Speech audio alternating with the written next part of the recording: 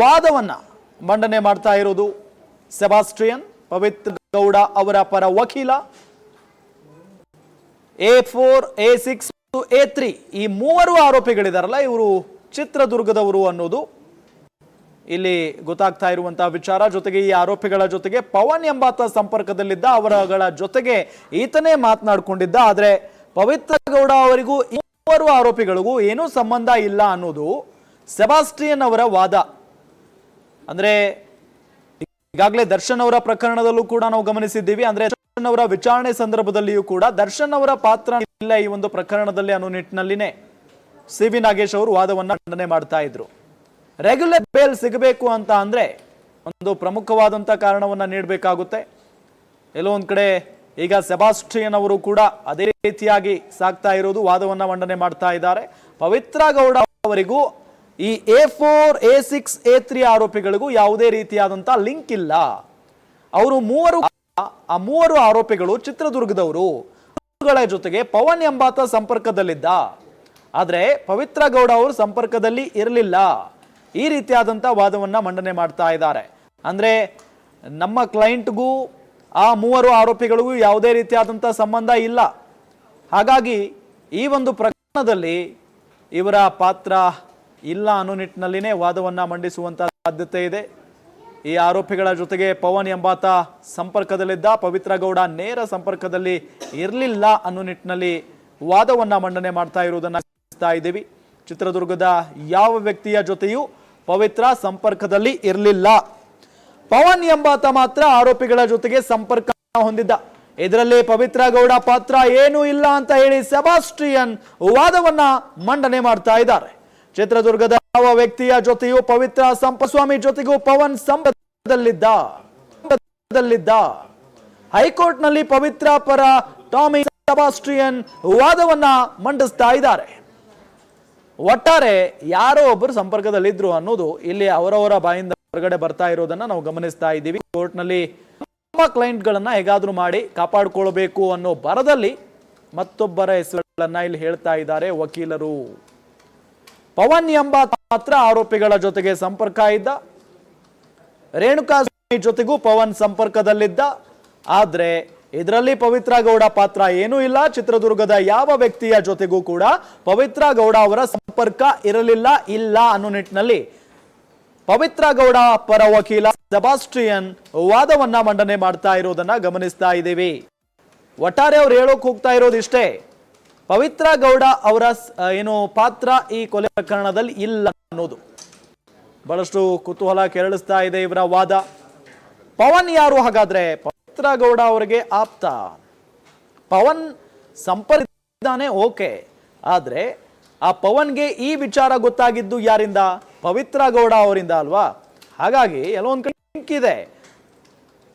ಸಂಪರ್ಕ ಇದ್ದಿದ್ದು ಅಥವಾ ಫೋನ್ ನಲ್ಲಿ ಮಾತನಾಡಿದ್ದು ಎಲ್ಲವೂ ಕೂಡ ಪವನ್ ಆಗಿರಬಹುದು. ಆದ್ರೆ ಪವನ್ಗೆ ಈ ವಿಚಾರ ಅಂದ್ರೆ ರೇಣುಕಾಸ್ವಾಮಿ ಅಶ್ಲೀಲವಾಗಿ ಮೆಸೇಜ್ ಕಳಿಸೋದು ಅಥವಾ ಕೆಟ್ಟ ವಿಡಿಯೋಗಳನ್ನ ಕಳಿಸೋದು, ಇದೆಲ್ಲ ಮಾಡಿದ್ದನ್ನ ಸ್ವತಃ ಪವಿತ್ರ ಗೌಡ ಅವರಿಗೆ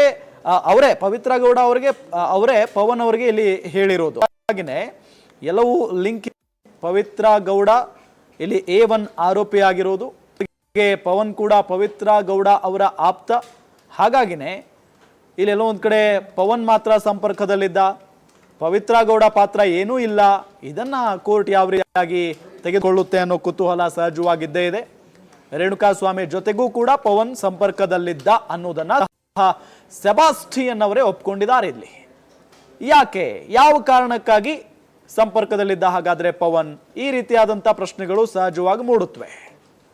ಜೊತೆಗೆ ಈಗಾಗಲೇ ಗೊತ್ತಾಗ್ಬಿಟ್ಟಿದೆ, ಪವಿತ್ರ ಗೌಡ ಅವರಿಗೆ ಅಶ್ಲೀಲವಾಗಿ ಮೆಸೇಜ್ ಮಾಡೋದು, ಕಾಮೆಂಟ್ ಮಾಡೋದು, ಅಶ್ಲೀಲ ವಿಡಿಯೋಗಳನ್ನು ಕಳಿಸೋದು, ಇದೆಲ್ಲವನ್ನು ಕೂಡ ರೇಣುಕಾಸ್ವಾಮಿ ಮಾಡ್ತಾ ಇದ್ದ ಅಂತ ಹೇಳಿ. ಪವನ್ ಯಾರು? ಪವಿತ್ರ ಗೌಡ ಅವರ ಆಪ್ತ ಸಹಾಯಕ. ಹಾಗಾಗೇನೆ ಎಲ್ಲೋ ಒಂದ್ ಕಡೆ ಈ ಒಂದು ವಿಚಾರ ಪವಿತ್ರ ಗೌಡ ಅವರಿಂದಾನೇ ಈ ಪವನ್ಗೆ ಗೊತ್ತಾಗಿರುತ್ತೆ. ಹಾಗಾಗಿನೇ ಇದೆಲ್ಲವೂ ಕೋರ್ಟ್ ಬಹಳ ಕೂಲಂಕುಷವಾಗಿ ವಿಚಾರಣೆಗೆ ಒಳಪಡಿಸುತ್ತೆ. ಆದರೆ ಇವರ ವಾದವನ್ನ ನಾವು ಗಮನಿಸ್ತಾ ಇದ್ದೀವಿ. ಪವಿತ್ರ ಗೌಡ ಅವರ ಪಾತ್ರ ಈ ಪ್ರಕರಣದಲ್ಲಿ ಏನೂ ಇಲ್ಲ, ಆಕೆ ಯಾರ ಸಂಪರ್ಕದಲ್ಲೂ ಇರಲಿಲ್ಲ, ಚಿತ್ರದುರ್ಗದ ಯಾವ ವ್ಯಕ್ತಿಯ ಸಂಪರ್ಕದಲ್ಲೂ ಕೂಡ ಪವಿತ್ರ ಗೌಡ ಇರಲಿಲ್ಲ. ವಾದವನ್ನ ಮಂಡನೆ ಮಾಡ್ತಾ ಇದ್ದಾರೆ ಈಗ ಪವಿತ್ರ ಪರ ವಕೀಲ ಜಾಮಿ ಸೆಬಾಸ್ಟಿಯನ್. ಒಟ್ಟಾರೆ ಏನೂ ಪಾತ್ರ ಇಲ್ಲ ಅನ್ನೋ ನಿಟ್ಟಿನಲ್ಲಿ ಹೇಳಿ ಪವಿತ್ರ ಗೌಡ ಅವರಿಗೆ ಜಾಮೀನು ಮಂಜೂರು ಮಾಡಿಸಬೇಕು ಅನ್ನೋದು ಸೆಬಾಸ್ಟಿಯನ್ ಅವರ ಉದ್ದೇಶ.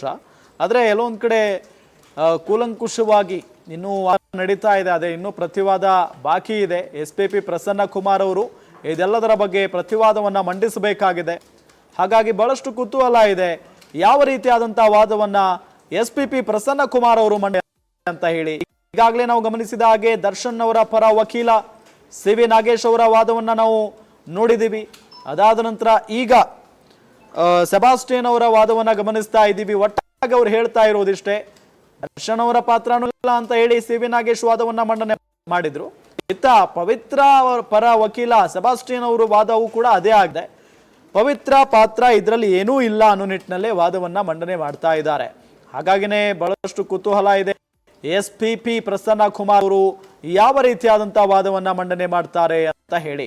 ಚಿತ್ರದುರ್ಗದ ಯಾವ ವ್ಯಕ್ತಿಯ ಜೊತೆಗೂ ಪವಿತ್ರ ಸಂಪರ್ಕದಲ್ಲಿ ಇರಲಿಲ್ಲ ಬಹಳ ಸ್ಪಷ್ಟವಾಗಿ ಹೇಳ್ತಾ ಇದ್ದಾರೆ. ಜೊತೆಗೆ ಪವನ್ ಮಾತ್ರ ರೇಣುಕಾ ಸ್ವಾಮಿಯ ಜೊತೆಗೆ ಮತ್ತು ಆ A4, A6, A3 ಆರೋಪಿಗಳ ಜೊತೆಗೆ ನಿರಂತರವಾಗಿ ಸಂಪರ್ಕದಲ್ಲಿ ಇದ್ದ ಅನ್ನೋದನ್ನ ಸ್ವತಃ ಸೆಬಾಸ್ಟಿಯನ್ ಅವರೇ ಒಪ್ಕೊಂಡಿದ್ದಾರೆ. ಇದೆಲ್ಲದರ ನಡುವೆ ಈಗ ಇನ್ವೆಸ್ಟಿಗೇಷನ್ ಕೂಡ ಅಂದ್ರೆ ಆಗಿದೆ, ಚಾರ್ಜ್ ಶೀಟ್ ಕೂಡ ಸಲ್ಲಿಕೆಯಾಗಿದೆ. ಹಾಗಾಗಿ ಇಲ್ಲಿ ಪ್ರತಿವಾದಿಗಳು ಏನಿದಾರಲ್ಲ SPP ಪ್ರಸನ್ನ ಕುಮಾರ್ ಅವರು ಈ ಒಂದು ವಾದವನ್ನ ಹಿಡ್ಕೊಂಡು ಮರುಪ್ರಶ್ನೆಯನ್ನ ಮಾಡುವಂತ ಎಲ್ಲ ಸಾಧ್ಯತೆಗಳು ಕೂಡ ಇದಾವೆ. ಈ ಒಂದು ಪವನ್ ಯಾರು, ಪವನ್ಗೂ ಮತ್ತು ಪವಿತ್ರ ಗೌಡ ಅವ್ರಿಗೂ ಏನು ಸಂಬಂಧ, ಪವಿತ್ರ ಗೌಡ ಅವರ ಈ ವಿಚಾರ, ಆ ವಿಚಾರ ಪವನ್ಗೆ ಹೇಗೆ ಗೊತ್ತಾಯಿತು, ಇದೆಲ್ಲದರ ಬಗ್ಗೆಯೂ ಕೂಡ ಮರುಪ್ರಶ್ನೆಯನ್ನು ಹಾಕುವಂಥ ಸಾಧ್ಯತೆ ಇದೆ. ಆದರೆ ಎಲ್ಲೋ ಒಂದು ಕಡೆ ತಮ್ಮ ಕ್ಲೈಂಟನ್ನು ಬಚಾವ್ ಮಾಡಿಕೊಳ್ಳುವ ಸಲುವಾಗಿ ಈ ರೀತಿಯಾದಂಥ ವಾದವನ್ನು ಮಂಡನೆ ಮಾಡ್ತಾ ಇರೋದನ್ನು ನಾವು ಗಮನಿಸ್ತಾ ಇದ್ದೀವಿ. ಅದೇ ರೀತಿಯಾಗಿ ದರ್ಶನ್ ವಿಚಾರಣೆ ನಡೆಯುವಾಗೂ ಕೂಡ ನಾವು ಗಮನಿಸಿದ್ವಿ, ದರ್ಶನ್ ಅವರ ಪಾತ್ರ ಏನೂ ಇಲ್ಲ. ಎಲ್ಲೋ ಒಂದು ಕಡೆ ಈ ಚಾರ್ಜ್ ಶೀಟ್ನಲ್ಲಿ ಬಹಳಷ್ಟು ಲೋಪದೋಷಗಳಿದ್ದಾವೆ. ಈ ಲೋಪದೋಷಗಳನ್ನು ನಾವು ಗಮನಿಸ್ತಾ ಇದ್ರೆ ತನಿಖೆ ಎಷ್ಟರ ಮಟ್ಟಿಗೆ ಸತ್ಯಾಸತ್ಯತೆಯಿಂದ ಕೂಡಿದೆ ಅನ್ನೋದು ಊಹೆ ಮಾಡ್ಕೊಳ್ಬಹುದು ಅನ್ನೋ ನಿಟ್ಟಿನಲ್ಲಿನೇ CV ನಾಗೇಶ್ ಅವರು ವಾದವನ್ನು ಮಂಡನೆ ಮಾಡ್ತಾ ಇದ್ರು. ಅದೇ ರೀತಿಯಾಗಿ ಇಲ್ಲಿಯೂ ಕೂಡ ಸೆಬಾಸ್ಟಿಯನ್ ವಾದವೂ ಅದೇ ಆಗಿದೆ. ಪವನ್ ಎಂಬಾತ ಮಾತ್ರ ಆರೋಪಿಗಳ ಜೊತೆ ಸಂಪರ್ಕ ಇದ್ದ, ಪವಿತ್ರ ಗೌಡ ಅವರು ಯಾರ ಜೊತೆಗೂ ಕೂಡ ಸಂಪರ್ಕದಲ್ಲಿರಲಿಲ್ಲ ಮತ್ತು ಪವಿತ್ರ ಗೌಡ ಅವರ ಪಾತ್ರ ಏನೂ ಇಲ್ಲ ಅನ್ನೋ ನಿಟ್ಟಿನಲ್ಲಿನೇ ವಾದವನ್ನ ಮಂಡನೆ ಮಾಡ್ತಾ ಇರೋದು ನಾವು ಗಮನಿಸ್ತಾ ಇದ್ದೀವಿ. ಒಟ್ಟಾರೆ ಪವಿತ್ರ ಗೌಡ ಅವರ ಜಾಮೀನು ಅರ್ಜಿ ವಿಚಾರಣೆ ಆದ ನಂತರ ಯಾವ ರೀತಿಯಾದಂತಹ ತೀರ್ಪು ಹೊರಬೀಳುತ್ತೆ ಅನ್ನೋದು ಕುತೂಹಲಕಾರಿ ವಿಚಾರ. ಯಾಕೆಂತ ಹೇಳಿದ್ರೆ ಈಗಾಗಲೇ 3 ಬಾರಿ ಅವರ ಒಂದು ಜಾಮೀನು ಅರ್ಜಿ ವಜಾಗೊಂಡಿದ್ದನ್ನು ಕೂಡ ನಾವು ಗಮನಿಸಿದ್ದೀವಿ. ಹಾಗಾಗಿ ಇವತ್ತು ಅವರ ಭವಿಷ್ಯ ನಿರ್ಧಾರ ಆಗಲಿದೆ. ಏನಾಗುತ್ತೆ ಹಾಗಾದ್ರೆ ಪವಿತ್ರ ಗೌಡ ಅವರ ಭವಿಷ್ಯ, ಪವಿತ್ರ ಗೌಡ ಅವರಿಗೆ ಜಾಮೀನು ಮಂಜೂರಾಗುತ್ತಾ ಅಥವಾ ರದ್ದಾಗುತ್ತಾ, ಇದು ಈಗಿರುವಂತ ಕುತೂಹಲದ ವಿಚಾರ. ಸ್ಟೋನಿ ಬ್ರೂಕ್ನಲ್ಲಿದ್ದ ದರ್ಶನ್ ಮಾಹಿತಿ ಹೋಗುತ್ತೆ. ರೇಣುಕಾ ಸ್ವಾಮಿಯನ್ನ ಬೆಂಗಳೂರಿಗೆ ಕರೆತರಲಾಗಿದೆ. ಇದಾದ ಬಳಿಕ ಪಟ್ಟಣಗೆರೆ ಶೆಡ್ಗೆ ಬಂದಿದ್ದಾರೆ. ನಂತರ ಸ್ಟೋನಿ ಬ್ರೂಕ್ನಲ್ಲಿದ್ದ ದರ್ಶನ್ಗೆ ಮಾಹಿತಿ ಹೋಗುತ್ತೆ. ಅಲ್ಲದೆ ಪ್ರಕಾರ ರೇಣುಕಾ ಸ್ವಾಮಿ ಮೇಲೆ ಹಲ್ಲೆಯನ್ನ ಮಾಡಲಾಗಿದೆ. ರೇಣುಕಾ ಸ್ವಾಮಿಗೆ ಪವಿತ್ರ ಗೌಡ ಹೊಡೆದಿದ್ದಾರೆ ಅಂತ ಹೇಳಿ ಟಾಮಿ ಸೆಬಾಸ್ಟಿಯನ್ ವಾದ ಮಂಡನೆ ಮಾಡ್ತಾ ಇದ್ದಾರೆ. ಗಮನಿಸ್ತಾ ಇದ್ದೀವಿ, ಒಂದು ಕಡೆ ಹೇಳ್ತಾರೆ ಪವನ್ ಎಂಬಾತ ಮಾತ್ರ ಆರೋಪಿಗಳ ಜೊತೆಗೆ ಸಂಪರ್ಕ ಇದ್ದ, ಇದರಲ್ಲಿ ಪವಿತ್ರ ಗೌಡ ಪಾತ್ರ ಏನೂ ಇಲ್ಲ ಅಂತ ಹೇಳಿ. ಜೊತೆಗೆ ಚಿತ್ರದುರ್ಗದ ಯಾವ ವ್ಯಕ್ತಿಯ ಜೊತೆಗೂ ಪವಿತ್ರ ಸಂಪರ್ಕ ಇಲ್ಲ, ರೇಣುಕಾ ಸ್ವಾಮಿ ಜೊತೆಗೂ ಪವನ್ ಸಂಪರ್ಕದಲ್ಲಿದ್ದ. ಹೈಕೋರ್ಟ್ನಲ್ಲಿ ಪವಿತ್ರ ಪರ ಟಾಮಿ ಸೆಬಾಸ್ಟಿಯನ್ ವಾದವನ್ನ ಮಂಡನೆ ಮಾಡಿರೋದನ್ನ ಗಮನಿಸಿದ್ದೀವಿ. ತದನಂತರ ವಾದವನ್ನ ಕಂಟಿನ್ಯೂ ಮಾಡಿ ರೇಣುಕಾ ಸ್ವಾಮಿಯನ್ನ ಬೆಂಗಳೂರಿಗೆ ಕರೆ ತರಲಾಗಿದೆ. ಇದಾದ ಬಳಿಕ ಪಟ್ಟಣಗೆರೆ ಶೆಡ್ಗೆ ಬಂದಿದ್ದಾರೆ ಆತನನ್ನ ಕರ್ಕೊಂಡು. ನಂತರ ಸ್ಟೋನಿ ಬ್ರೂಕ್ನಲ್ಲಿ